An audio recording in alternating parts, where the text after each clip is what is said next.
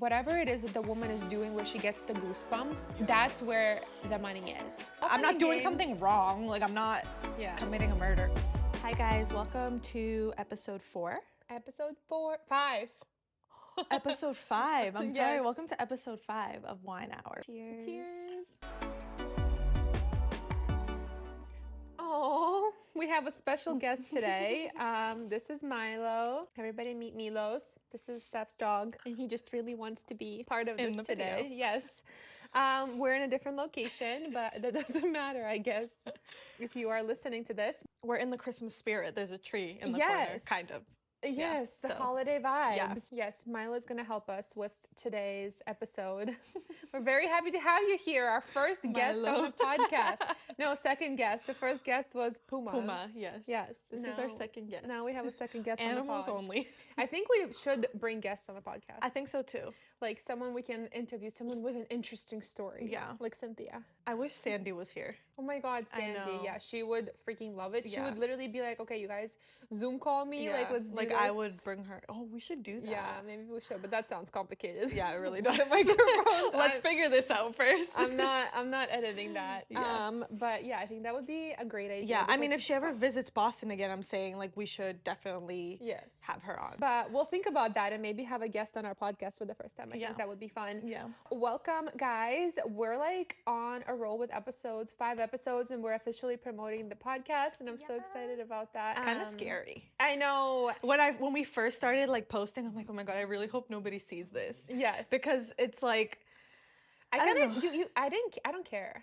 That's great. I mean, I don't care about my own TikTok, but I don't know. For some reason, I just get nervous about what people are going to think. Mm-hmm. People have seen it. And so here we are. So I just kind of stopped caring about what people think like at all. That's really great. That's really good. Good for you. Yeah. I mean, I'm getting there, obviously. You really are. And honestly, because we're posting, like I want to do this and I want to post, obviously. So there's nothing I can do. People are going to see it. Yeah. It's just when you get to the point that people see it, you're like, oh shit. But it's just the first day that people see it. And then after you're just like, okay, I don't really care, whatever. That's true. Like it's all I'm not doing games. Something wrong. Like I'm not committing a murder, a crime or something. Yeah. I'm just living. I'm just living. No, but I think it's all fun and games. So it's like an idea in your head. You're like, oh my God, let's do a podcast. Like we've talked about it like for a while. Both of us wanted to do it, and it's cool and all until like you do it and then you post it and then you're like, oh now what? Yeah. But I don't know. I think just the older you get, you just kind of don't care. Yeah. And I think also when you become a mother, you don't care. I'm not a mother, but I'm older, so. Yeah. It's two things combined. Like literally, I could care less about what anybody has to say. And like we said before, half the time, they all like wish they were doing what you're doing, which is so funny to say that. I mean, some people want to do this and I feel like they're just nervous or they don't know where to start. Or people just like, they want to do it, but they're like, oh, I have no business being on social media or doing this and no one's gonna watch my stuff. Like, but the reality of it is I think that no matter what, like every person can share something. Yeah, no, 100%. Like it could be food, I don't know, the clothes they wear or their life stories. Because everyone has some type of hobby. Yeah. Like there's not, or it could be, everyone has a life. Everyone has things they've gone through. There's no way that no one has gone through anything. Yeah. So and it literally could be as basic as like what you ate this morning. Yeah. The internet is wild nowadays. You can literally make money off of anything. You can share anything. I mean, I love watching like mukbangs. Like I love watching people eat. Yeah, me too. That's, I feel like, the easiest way to just be on the internet. My husband thinks it's the cringiest thing. He's like, you're not okay. Like, why do you enjoy that? I don't know why. He thinks it's so weird. And to be honest with you, when I first like heard of mukbangs, I was like, oh my God, that is weird. Why do people like do that? How do people watch that? But now I'm like, oh. Yeah. I understand, and it's not as weird anymore. I cared a lot more when I was younger. When I was like in high school, middle school. Sure. Yeah. And actually, fun fact, I've had a YouTube channel since I was literally in middle school. Yeah, I remember you told me that. I would do like dancing videos with like my friends in like 7th, 8th grade. And then it like developed into like makeup videos and continued with makeup videos. But I was doing this in Russian because I was like, oh, it's better audience like in Russian, like no one's gonna watch me in English. I have an accent, this and that, so I just like wouldn't do it in English. So I always had this like obsession with social media. Yeah. I just love The it. only thing I ever posted on YouTube, so I was in high school, I'm sorry, not high school, college, my freshman year.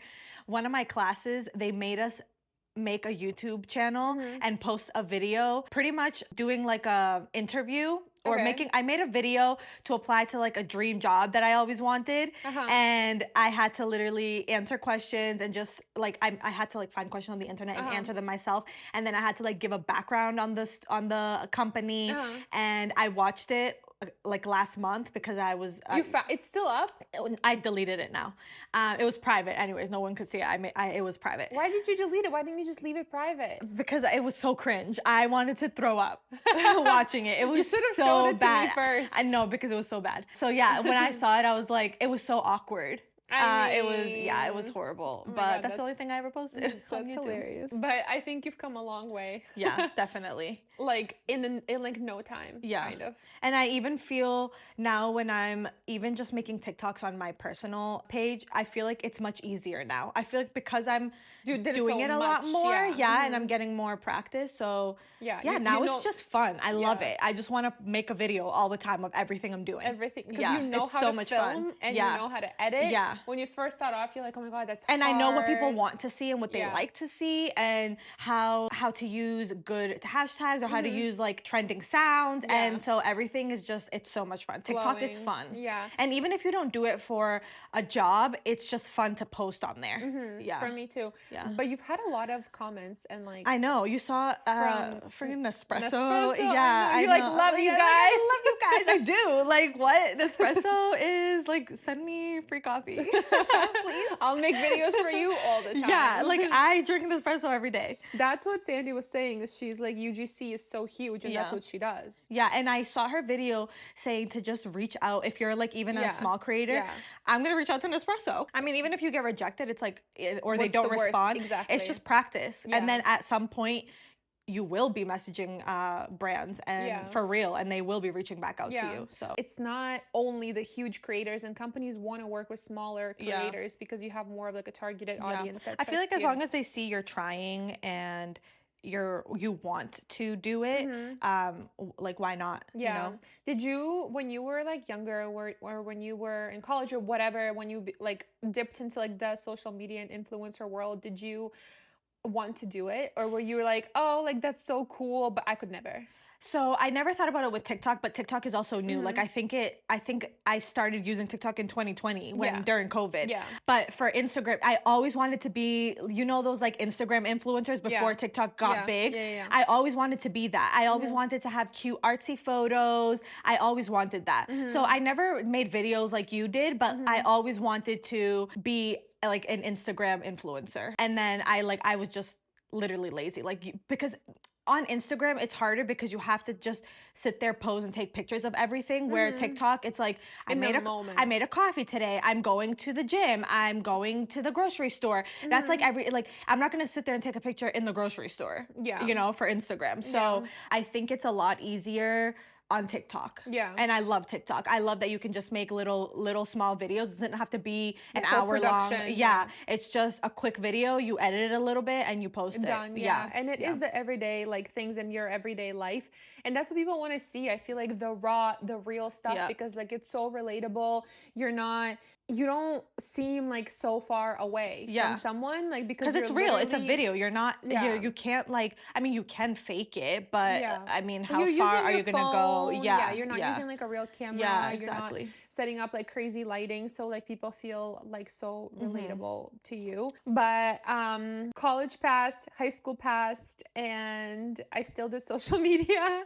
That's really good. Very like, I would do well, for example, like my Russian YouTube became really popular, and then I just like stopped. Like I got scared and I just like stopped posting. Because it was like, you're like, too many people are seeing this. Because I would get messages on Facebook, like, and just weird stuff, and then I like stopped, and then I started posting again, and I stopped again. So it was like a very much like on and off thing.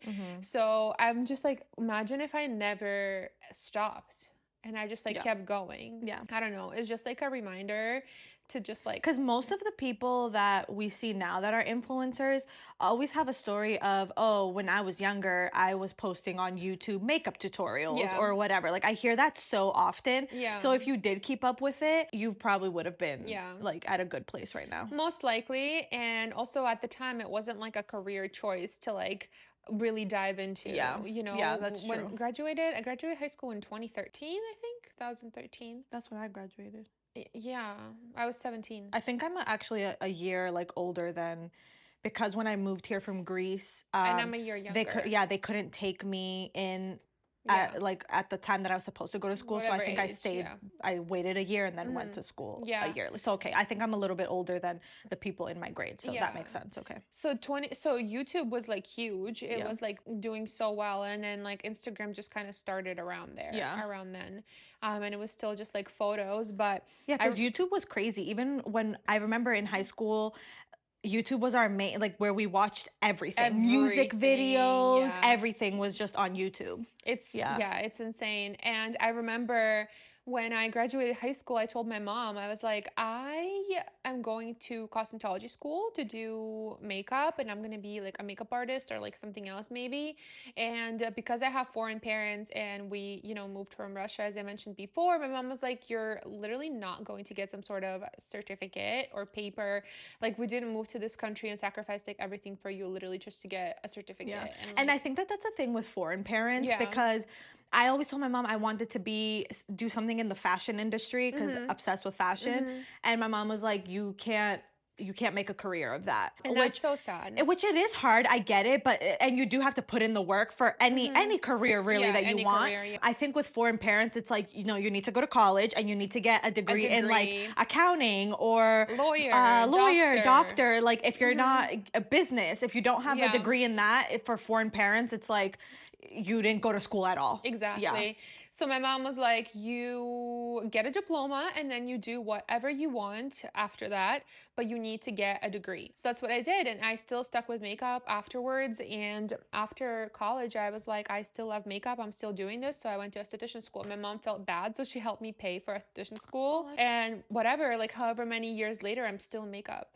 So I heard this saying the other day, and it said, they were saying how wherever or with whatever it is that the woman is doing where she gets the goosebumps and she gets like so excited and so happy, that's where the money is. So like you just said, any job you have to work, like yes, but imagine like you were still in HR, for example, before a fashion company. Yeah. Or I don't know, an executive assistant or even an administrator, right? Administrative assistant. Assistant, whatever. But for like a fashion company, for example, as like your entry level job, you'd be so excited to go to work because at that company, most likely you would have to dress up, you would have to look nice, you'd be surrounded by all of this, and you would want to grow, you would want to like look into more opportunities. And that's true. So no matter what, you would make and find ways to make more money, to be more successful because you love it. Yeah. That's true. You know what I mean? Yeah. And so whenever they said that, I'm like, that is literally the truth, because you would wake up when you love something so much, or you have a passion for whatever it is, like you literally go to bed like thinking about it, dreaming about it. Like that's what happened to me with like makeup, with when I was doing nails, like even like YouTube and all of that, when I'm like really in the mood to like film all the time. I literally like wake up thinking about it, like going to bed thinking about it all the time. And just, I think it's like sad because we'll never know. Yeah. Like we'll never know what it would be like if you did go to fashion school. Or and it's funny because I feel like most women and everybody, and men too in general, everybody, sometimes most of the time, everyone is doing whatever they're doing because I don't think most people love like corporate America, for example. I don't know. Like, I don't think everyone's obsessed with their job. I just think sometimes it's because it pays the bills. And it's funny because I was in a company meeting like a couple weeks ago at my job, and the like managers were talking to us, and they were like, can someone tell me why you're here? Like, why are you working here? And some girl was like, because it pays the bills. I was thinking it, but I wasn't going to say it out loud. I'm like, why would I say that? That's like, you know, like you don't say that to your manager. Yeah. I mean, you have to kind of pretend that you love your job. Yeah. So, and she was like, yeah, like the manager was like, yeah, like it pays the bills for everybody. Yeah. But like, I hope that at some point we can get to like a deeper reason why you're working here. Because, okay, like for example, you're really good at makeup, or I love fashion and I love clothes. Some people don't have that. They're just good at numbers. That's all. They don't care about fashion. They don't care about makeup. So some people do love it, but I couldn't imagine loving it. Yeah, I guess maybe if you have like the littlest bit of a creative like link in your brain, it's like hard to be in an office like environment. I mean, I like my job. It's not that I hate doing my job. I just sometimes when you look at content creators, you see the freedom and flexibility they have, and then you're like, wow, I want that. I want to wake up whatever time I want, and my job to just be like, today you need to post these 3 videos, and then you're done for the day. You know? But it's crazy because still not as easy as we think. I know it's not 100%. We're doing nothing right now. I was gonna say we're like nobodies, and we're already like struggling. We're like, oh my god, we need to film this and that, and like I need to edit that video that's still sitting there, you know, and that's like nothing compared to like what other people are doing. So it's like and sometimes they say when your hobby becomes your job, that's when you stop not liking it. That's when you stop having fun. True. I mean, I guess that's like with anything. But for example, like my mom is also a prime example of this, because my mom actually has literally the highest education. Yeah, you told me that. And she went to school for literally dance. Like she went to school to be like a choreographer. Wow. And she made a living out of it, despite what anybody had to say. And back in Russia, she used to work in like, we had like a really, really big, like a famous kind of like institute, we call it, like a university type deal, and she literally got the highest position offered there. It's like above the director. Oh wow. And we had to leave to go to America. But yeah, so like anything is possible. Your hobby can make you money despite what anybody says. I think it's just like if you love it, if you have to work hard at it, passionate about it, and if you continue, it's gonna happen for you. Especially like with social media. One girl I know, she almost has 1 million subscribers, actually past 1 million subscribers on YouTube, and she's local to like where we live. She's actually she's local, and I did her makeup one time, and she told me about how she made it her goal. She was like, I just told myself like I didn't want to work anymore for corporate America or whatever job she had, and she told herself, she's like, I'm gonna make this YouTube my living. It's gonna be my full-time job. She's like, I committed to it. I posted everything. Like she's like, I posted pregnancy videos, baby videos, hair videos. She's like, I tried every single thing possible. Fast forward now, her husband works for her. He's her manager. Manager. And then like her family, they are living just off of the YouTube income with all the sponsorships. Well, I feel like that happens with a lot of like couples where the girl becomes a content creator, and then only makes sense. The husband just ends up like, you know, being kind of like the assistant. With the emails and everything like that. And she told me, she was like, you know, she was like, give me all the tips. Like YouTube is my favorite platform still to this day. I love TikTok, but YouTube still to me is where it's at. Like I freaking love YouTube. And she said, listen, like, she's like, it's not about will I make it? She was like, you will. You will. No matter what. But you also have to believe in yourself. No, it's not that. She said, you need to post. She's like, it's not like, oh, will my channel get views? Will my channel get subscribers? Like, will I make it? She's like, it's not will you. She's like, you just need to post. That's literally what it comes down to, is just consistency. She was like, you need to post and it will happen no matter what. She's like, I've posted for so long and it's just sooner or later gonna happen. Like if you think about it, like yes, my channel grew to over 3,000 on YouTube, and YouTube is a little bit harder with that. And like imagine I wasn't even consistent like that. So it's just proof. So it's, I don't know, it's just crazy. But then what was the first job you ever had? Aside from working at my parents' restaurant, I worked at a hotel my freshman year of college. You did? Yeah, as a front desk. Oh. Yeah, so a lady that goes to my parents' restaurant, she told my mom that she works at this hotel. She was doing HR at the hotel. And so she was like, oh, they're hiring for front desk. And I'm like, you know what? Like, I need a job. I can't just be a freshman in college and not work. I worked there, and I would take the train every day and just... Did you like it?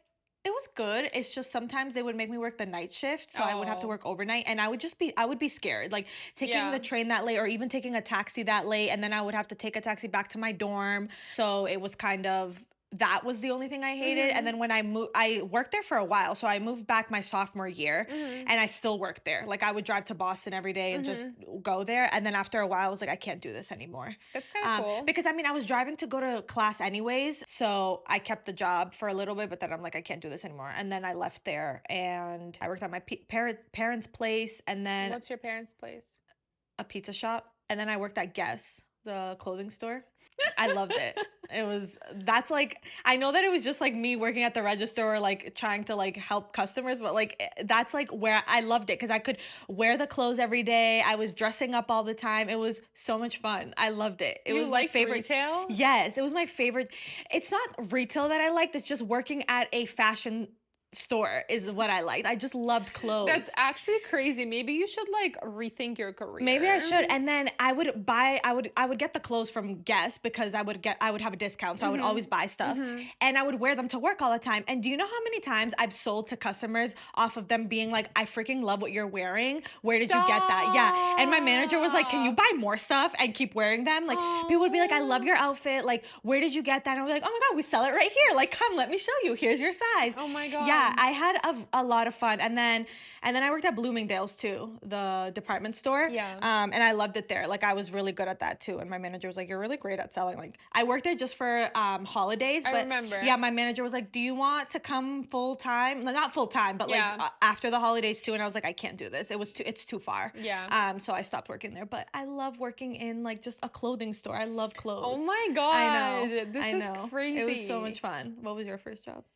My first job was at a local grocery store bagging groceries. Oh yeah, you told me that. I was 14. I feel like everyone did that though. Yeah. Except me, but I worked at a pizza shop, so it's fine. Yeah, I was 14. I was bagging groceries. I hated that job with a burning passion. Really? I cried every single day. My dad would take me there to work after school.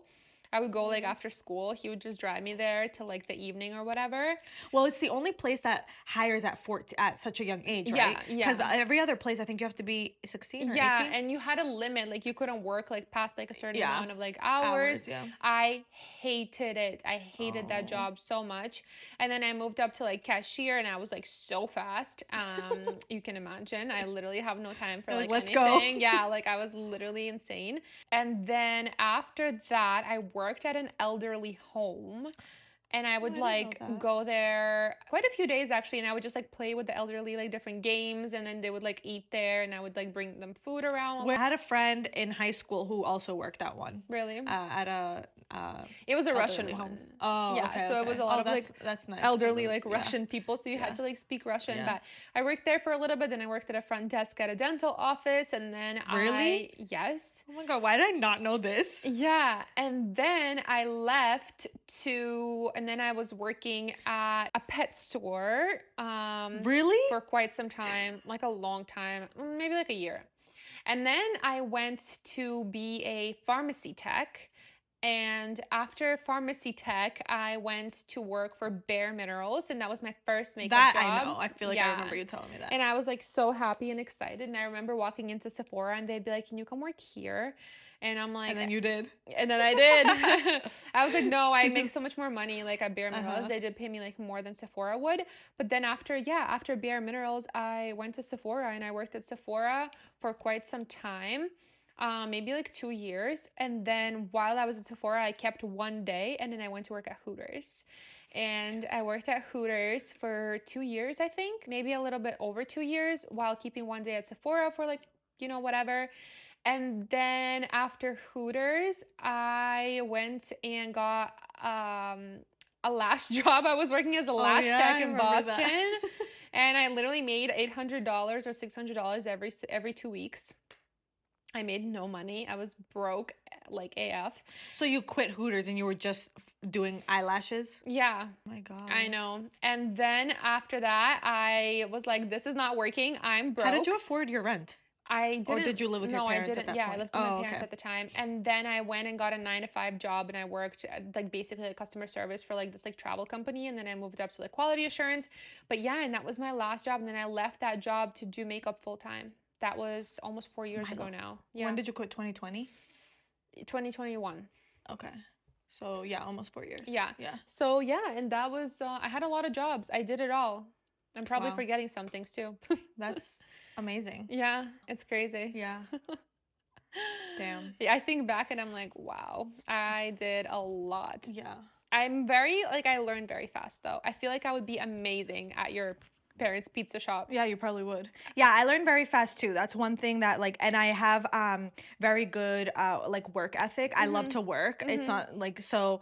I feel like that's that, and then I feel like I can learn anything really fast. But also, I've really only worked in things that I actually like to do. So like Bloomingdale's, Guess, and then after Bloomingdale's, I think I was at a staffing agency, but doing like front desk, and then this is my second job that I'm at now out of college, and I'm still there. So crazy. Yeah. I mean, that's good. So like a lot of people say that like you shouldn't stay at a company for more than like 2 years, but I think I get comfortable, which is probably not the best thing, but I like being at, because you get so like you get close with the people. I also am not a super open person, so for me to be at a company for, it's gonna be 5 years in January, for me to be at a company for so long, like I'm already comfortable with everyone. I know everyone really well, I know my job really well, and I'm still learning new things. Imagine 5 years later I'm still learning new things. Like, when do you even have time to learn everything and then go to a new company and learn things again? I just like, that sounds like too much work. I think you're at a good spot. Yeah, I think so too. And I know I understand if there's not room for growth, then I would be like, okay, I need to get out of here, because like you shouldn't stay somewhere where you've kind of hit a wall. But there's so much room for growth for me right now, so I think I'm in a good spot. Yeah, I think I would like stay, like if I were you. So, but yeah. I don't know. Sometimes there are days where I like miss corporate America, and then other days I'm well, remember the other day we were trying to record, and before we were recording, I had a meeting, and remember how it was like pulling your hair out? Like, there's just no, don't miss corporate America. Yeah, sometimes I like want to work for someone else, but then I like think about it and I'm like, oh my God, I love my free time. Or not my free time, but like I like my time so much, and I like to like do what I want to do that day. Like I can't have like plans like that. Like, and there's way less responsibility to work for someone else, yes, but you have so much free time, whereas like a lot of the times I don't, because it's like I have a meeting, or I have this, or I have that. So that's true. Yeah, you have to like stick to someone else's time and routine, whereas like if you're like on your own, well, and you can make your own schedule. Yeah, on your own it's kind of hard, because you need to have like self-discipline too. Like you can't just like be like sleeping all day. That's you know, like as much as I want to do that sometimes. Because otherwise you're not gonna make money. Yeah, exactly. You have to still like somehow like motivate yourself to like do things. But I feel like we were just teenagers and like in college, and then now you're like a full-grown adult, and I remember like how badly I wanted to be an adult. I know, me too. I'm like, I can't wait to drive, and I can't wait to buy my own house, and I can't wait. And now I want time to slow down, because I know, I'm like, can I be like a child again? Where I don't have to worry about bills or anything. And for my parents to just take care of me, please. I know. Please, I beg. It's like, I don't know, it's just crazy. Time just goes by like way too fast. It really does. I still don't understand how we afford what we afford, how we live day to day, and like I just me either. A month goes by, I'm like, oh, we paid our mortgage. Oh my God, we made it. How did we do that? Yeah. I don't know. It's just like insane. It's insane when you like stop for a second and realize like, wow, you're like on your own. Yeah, you're an actual adult. And sometimes I still feel like I'm not an adult, which is crazy. To me, there are so many days where I'm like scared. I'm like, oh my God, that like this is it. Like I'm just on my own. Yeah. Like but like I also always think of like, can you ever imagine the day where, so if you need help with something, you know, your parents are there and you can kind of like rely on them. Yeah. Can you imagine the day where that's no longer the case? Your parents are just not there. I'm like gonna cry. I want to cry when I think about it. Like, I don't know. I just feel like I can't survive without my parents. That's okay. They'll leave you money. I hope so. A little something. Oh, she just wants the money, not the parents, actually. No, I want the parents, but like, obviously, I like, my mom is like my best friend. I can't imagine not. Who's gonna give you her opinion? I know. Who am I gonna fight with every day? But I just can't imagine my life without my parents, and not about money, but it's just like they're like my security blanket. It's like, you know, I know my parents are there, and if I need something, they're gonna be there. Yeah. This is why like I can't imagine having an only child. I know. Like, I would never want my daughter to be alone in this world. Well, I forget I have a brother because he doesn't live with us. Yeah. So I forget. I feel like an only child sometimes, which is so sad because I would hate to be an only child. No, there's nothing wrong with only children. And I feel like people who are only child or children. Only childs. Only child, only children, like it. Some of them like it, maybe some of them don't. I work with a lady who is an only child and she's fine with it. Like, she doesn't care. They don't know different. Yeah, that's true. But I just like, even though my brother barely talks to me because he's 10 years younger than me, I know he's there, and like, I love, like, when he does call me or we talk, like, it's nice to have a brother, a sibling. Like, you know, you can like rely on someone, like, when it comes to anything to do with your parents, especially when your parents get older. It's like, you want to like lean on someone, like, to do something for them, or like, you know, like, I don't know, not to think and of, you know, you'll have each other no matter what. No matter what. Yeah. Even though I did want a sister my whole life, but it's okay. We'll take the brother. We'll take the brother. We'll take the brother. It is what it is. Yeah. At some point he'll get older and he'll need me or something. Waiting for the day. Chris, like, if you're watching. Yeah, please call me. Did you know what you want to go to school for, like, right out of high school? No.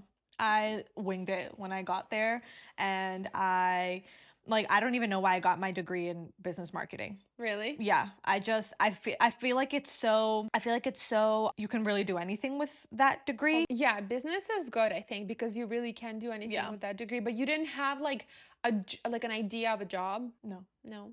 Nothing. Actually, what did I say I went to school? Business management? Yeah. Business marketing is what I went to school. No, you said marketing. Oh, okay. Yeah, I think. No, I really had just no idea. I just knew that I needed to make money to survive, and that's really it. I almost did nursing. I wanted to be a teacher when I was younger for the longest time, but then by the time I got to college, I didn't want to be a teacher anymore. Yeah, because I don't want to teach. Like, teaching sounds fun. Like, it does sound fun, yeah.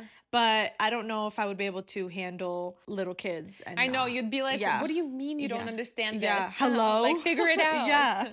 I don't know, for me, I wanted to be a nurse, and I almost became a nurse even after I got my bachelor's. I was like, that's it, I'm doing the accelerated program, like, I'm just gonna like finish it, and then I just like never did. But looking back on like your college years, your high school years, and, you know, especially you turning 30 in like 2 weeks, you like, what would you say like your biggest life like lesson has been, or like life advice that you would like want to give to someone like in their 20s? I know it's like one you may like need to think about, or not even that. Like, what would you say to your, like, let's say 20-year-old self, like 10 years ago? Oh my God, 10 years ago, saying that out loud. Stop. One thing that I can think of off the top of my head is, and this just has to do with like finances, but save your money, because I was really bad with my money when I was younger. For example, like, my parents opened a bank account for me when I turned 16 and whatever. And once I got a hold of that bank account, I spent all the money. Yeah. My mom to this day is like, I should have never given you access to that bank account. Yeah. What did you spend it on? Clothes. Are you serious? Yes. And I probably don't have those clothes anymore, so I can't, like, I have nothing to show for it. Yeah. Oh my God. I mean, it wasn't a God. crazy amount of money. Like, okay, my parents. That's hilarious. Yeah. For me, it'd probably be makeup. I'd be like, makeup. Yeah. Yeah. So I think that's like a big lesson that now I'm regretting doing that and whatever, but I can't go back now, and I'm not going to sit here and dwell on it. And now I'm doing things to be better, but that's one thing I would say is save your money and be smart with your money. But I think that 20-year-olds are way smarter now than I was, than 20-year-olds were back then when I was 20 years old. Yeah, so that's so true. Yeah, I think 20-year-olds are buying homes now and like doing crazy things where 20-year-olds when we were 20 weren't doing that. We were living with our parents, living off of our parents for the most part. Life. Yeah, I was living my life. And that's another thing. I think living your life, because I think that I was very closed off, and I was very like, I'm not saying go out there and be a hoe, but I was a very just like a good girl. I didn't really talk much. And I just think being more open and being confident and just trusting that, you know, everything's going to be fine. I mean, I wasn't really worried about anything when I was 20. I was just worried about my clothes. And not like stressing out about like the friendships and whatnot, because like half the time those people feel the same thing you're feeling. Oh, 100%. And that's what we forget. Yeah, and like I always say that, you know, I mean, I I did, and we talked about this, I think, in episode 1 or 2. But, you know, the people that I was friends with when I was 20, I'm not friends with anymore. And back then, I was stressed about it. Oh my God, yeah. Yeah, I was so sad. I was the friendship breakups are the worst. Yeah, I was thinking, like, they're worse than breaking up with your boyfriend. Because, okay, you break up with your boyfriend, but you have your friends to, lean on. Yeah. But when you break up with your friends, who are you leaning on, you know? So I think just knowing that as you get older, you don't need to have a million friends, and having like 1 or 2 close, good, quality friends is important. Better, yeah. And I tell this to like my younger cousins too, that it's okay to not have all these friends. And even if you're fighting with your friends and you've fallen off with friends, I think that as you get older, like to our age, I think you will have quality few friends, and that's better than having a million. Quality over quantity, as they say. Yeah, for everything, honestly. I agree with that. I think like same goes for me. I think money is huge. Yeah.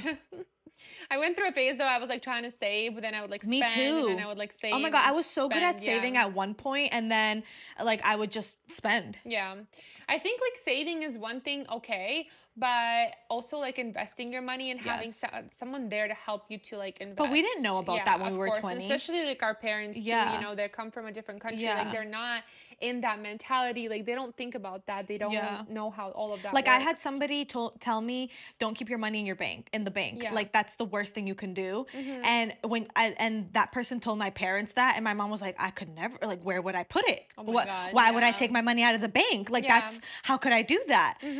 So for them, it's a crazy concept. That's how people are making a lot of money these days, I feel like, from investing. To invest, because it's losing value. But I wish that I don't have somebody right now to give me, you know, all the tips. All I really know is from what I see online or what I Google myself. And everything is online. You just need to like take the time to like sit down, like figure it out, understand. I'm also so bad with numbers and all that. Like, unless you don't want to, you just get an accountant. I need somebody to just help me. I know. You just need to like, I agree. You just need to find someone that can help you with those things, because it's like so important. And the younger you do it, the better. Yeah, definitely. I think we're going to end this episode here, you guys. I think we touched on a lot of interesting topics in this episode. Yeah. So thanks for watching. Thanks for listening. And we'll see you in our next one. Cheers.